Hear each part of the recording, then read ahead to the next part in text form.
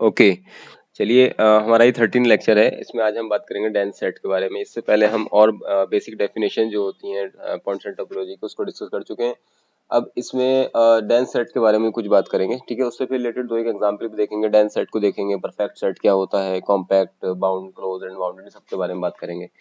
तो हम ये पूरा बेसिक से सारा डिस्कस करते जा रहे हैं, पूरा एनालिसिस। तो इसकी हम लेक्चर सीरीज बना रहे हैं, छोटे छोटे करके लेक्चर उसमें अपलोड कर रहे हैं ताकि स्टूडेंट इसको इजीली लर्न कर सके, ठीक है। सो चलिए पहले डेंस सेट के बारे में बात करते हैं। तो डेंस सेट क्या होता है, तो मान लेते हैं जैसे हमारे पास लेट कर लेते हैं कि A and B, let A and B are two set, let and B are two subsets of R, ठीक है। ये दो के सबसेट है आर के, इस तरीके से है सच डेट कि ए जो है वो सबसेट है बी का, दोनों सबसेट है और ए जो है वो सबसेट है बी का। देन हम ए को कहेंगे, then A A is said to be dense in B. A जो होगा वो बी के अंदर डेंस होगा, या हम कह सकते हैं कि dense everywhere in B if B contained in closure of A. अगर बी ए के क्लोजर में आए तो हम कहेंगे कि ए जो है वो बी के अंदर डेंस है, सब जगहों पर डेंस है, ठीक है। सिंपल सी बात ये है। इसमें एक नोट भी लिख सकते हैं कि कोई सेट डेंस इटसेल्फ कहलाता है, डेंस इटसेल्फ कहलाता है अगर वो खुद के ड्राइव सेट के अंदर आ जाए। Okay, so set A is said to be dense itself, dense in itself, dense itself, ठीक है। और आप ऐसे भी कह सकते हैं कि वो पूरे के अंदर डेंस है, सब पूरे के अंदर डेंस है, ठीक है। ये dense itself if every point if every point every point of a is limit point of a is limit point of A. अगर ए के सारे पॉइंट उसके लिमिट पॉइंट है तो हम कहेंगे कि ए जो है वो डेंस सेट है, ठीक है। डेट इज, इसका मतलब क्या हो गया कि ए जो है वो अपने ड्राइव्ड सेट के अंदर आ जाएगा, A contained in derived set of A, ठीक है। जो उसके सारे लिमिट पॉइंट है वो उसके अंदर आ गए सेट के अंदर, तो ऐसा सेट कहलाता है डेंस सेट, ठीक है। डेंस इटसेल्फ भी कहते हैं। तो dense set which is dense itself has no isolated point, क्योंकि सारे लिमिट पॉइंट अंदर आते हैं। लिमिट पॉइंट वहां आते हैं जहां अनकाउंटेबल पॉइंट्स होते हैं, जहां पर मतलब उनको आप डिस्टिंक्ट नहीं कर सकते हैं, जहां पर डेंस बन जाते हैं वो, ठीक है। तो इसका मतलब ये हो गया कि dense set which is dense वो होता है, डेंस इटसेल्फ होता है, has no limit, no isolated point. अगर उसके पास कोई भी आइसोलेटेड पॉइंट नहीं है तो हम कहेंगे कि वो सेट डेंस सेट है। Okay, simple you can write here a set dense set a dense set which is dense itself has no isolated point, no isolated point, ऐसा सेट डेंस सेट कहलाता है, डेंस इटसेल्फ। तो dense का मतलब क्या हो गया, अगर कोई सेट ए की सेट बी के अंदर डेंस है तो वो तब होगा अगर बी उसके क्लोजर में आए, और डेंस इटसेल्फ की कंडीशन सिर्फ इतनी सी है कि वो सेट अपने ड्राइव सेट के अंदर आ जाए या सारे लिमिट पॉइंट उसके अंदर आ जाए, ऐसे भी कह सकते हैं। सारे लिमिट पॉइंट सेट के उसके अंदर आ जाए तो सेट डेंस सेट कहलाता है, ठीक है। अब हम बात करते हैं परफेक्ट सेट के बारे में। सो परफेक्ट सेट क्या होता है? Perfect set, any set is called perfect set अगर वो अपने ड्राइव सेट के बराबर हो जाए, ठीक है।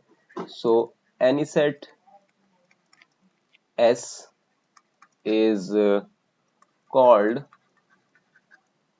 Perfect, is called perfect s, perfect if s equal to s dash। और कोई सेट अगर अपने ड्राइव सेट के बराबर आ जाए तो उसको परफेक्ट सेट बोलते हैं। एग्जाम्पल के लिए r is perfect because dense set of r is equal to r। Okay, इसी तरह से null set five equal to five, and you can say close interval A B, इसका अगर ड्राइव सेट लेते हैं तो ये इटसेल्फ हो जाता है, तो अगर किसी सेट का ड्राइव सेट उसी के बराबर है तो वो सेट हमारा परफेक्ट सेट कहलाएगा। कॉम्पैक्ट सेट क्या होता है? Compact set, very simple. Compact set जो सेट क्लोज भी हो और बाउंडेड भी हो, क्लोज एंड बाउंडेड जो होता है कॉम्पैक्ट होता है। तो आप लिख सकते हैं डेफिनेशन में, a non empty subset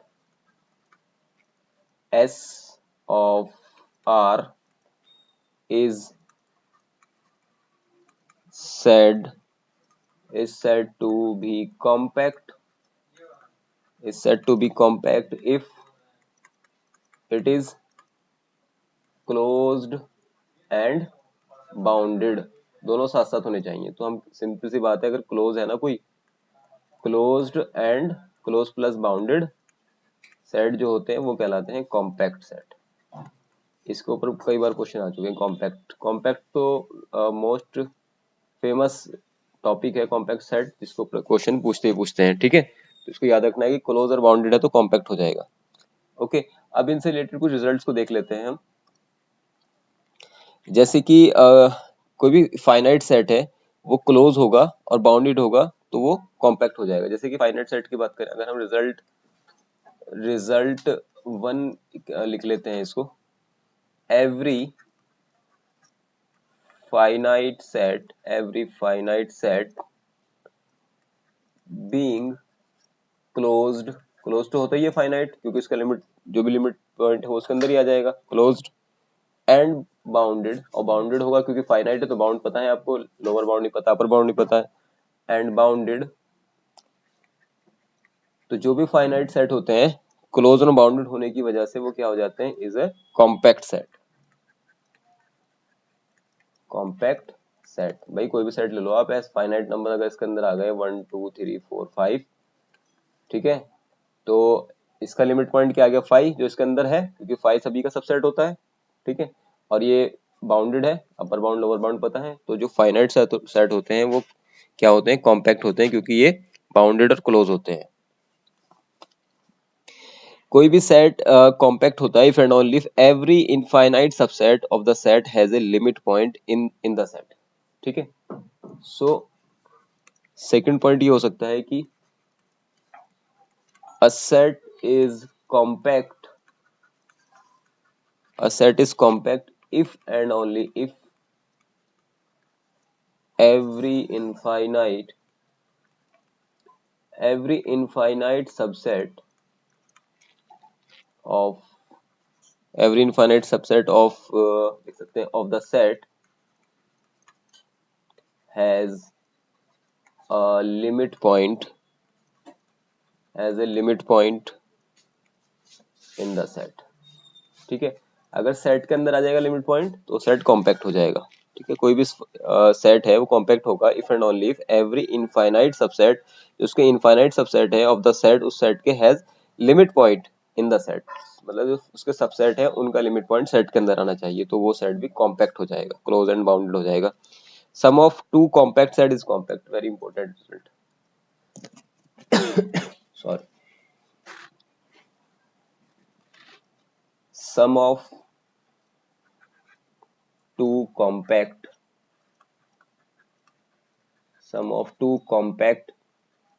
set is compact। Okay, तो दो कॉम्पैक्ट सेट है, उनका सम करेंगे तो वो भी कॉम्पैक्ट ही होगा। एक और रिजल्ट देख सकते हैं, Cartesian product of two compact set is compact. So Cartesian product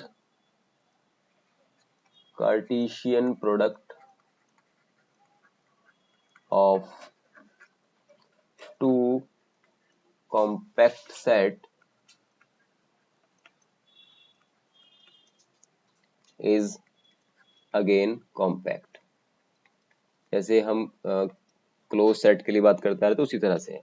so sum of two compact set is compact, Cartesian product of two compact set is again compact. ठीक है, अब इस पे एक क्वेश्चन देखते हैं हम, इसके आप बताइएगा कि वो कॉम्पैक्ट है या क्लोज है, ये क्या है, ये कॉम्पैक्ट नहीं है।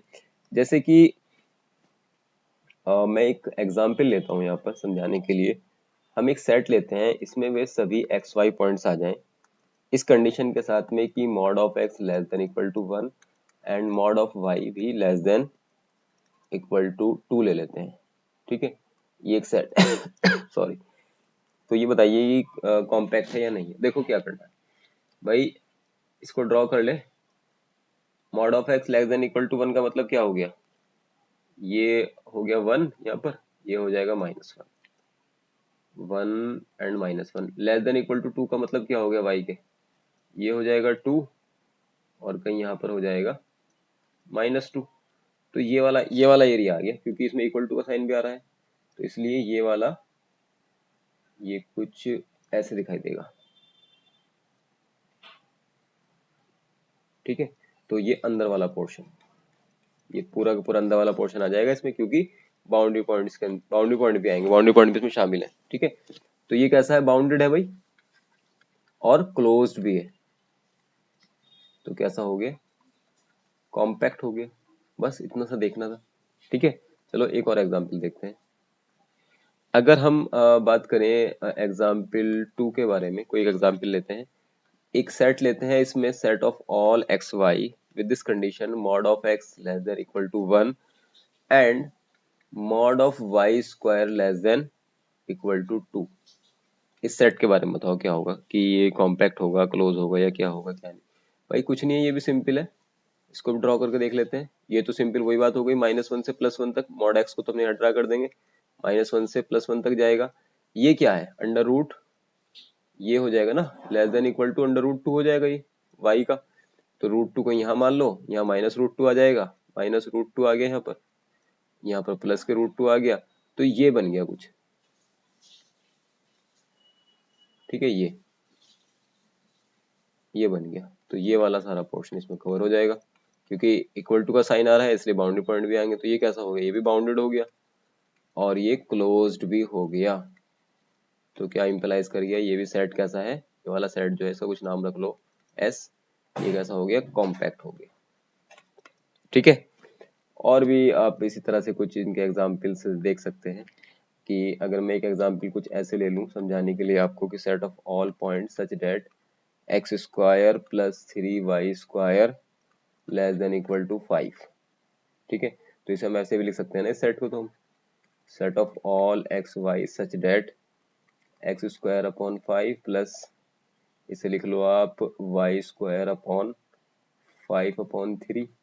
ठीक है, क्योंकि हमें ये पैराबोलिक फॉर्म में बनाना है ना, ये इलिप्टिकल फॉर्म में बनाना है, इस वजह से इक्वल टू 1 ऐसे लिख सकते हैं, या इक्वल टू 5 था ना, ये 5 से डिवाइड करके जरा इसे ड्रॉ करें। ये 5 और 5/3 है। ठीक है, 5/3 है, तो ये बी, ये ए होता है, ये बी होता है, तो कुछ ऐसा बन जाएगा। एक रफ फिगर ड्रॉ कर रहे हैं हम समझाने के लिए सिर्फ आपको। ये बन गया, ये वाली एक्सिस हो गई कितना 5/3, और ये कितना हो गया अपना 5 हो गया, ये हो गया √5, ये हो गया √5/3, क्योंकि स्क्वायर अपॉन ए स्क्वायर होता है ना, ए स्क्वायर बी स्क्वायर, ये वाला।